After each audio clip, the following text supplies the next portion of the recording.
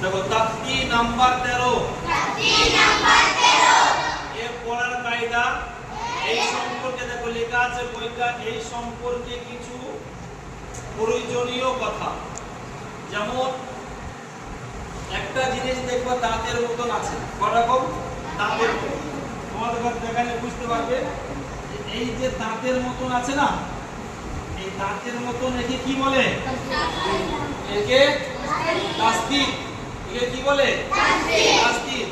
তাসদিদ যার মাথায় থাকবে তাকে ডবল করতে হবে। কয়বার করতে হবে? ডবল। যেমন এখানে দেয়া আছে হামজা বা জবর আপ, হামজা বা জবর আপ, বা জবর বা, আব্বা, হামজা বা জবর আপ, বা জবর বা, আব্বা, হামজা বা জের ইব,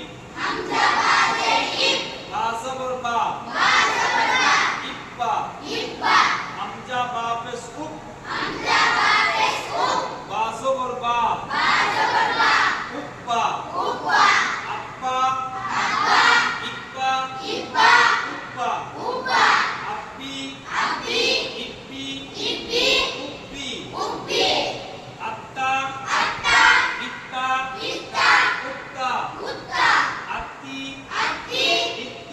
ইত্তি, উত্তি। কেন বাটা সবসময় কি হচ্ছে? পায়ের উপরে, পায়ের উপরে কি আছে? তাসদিদ।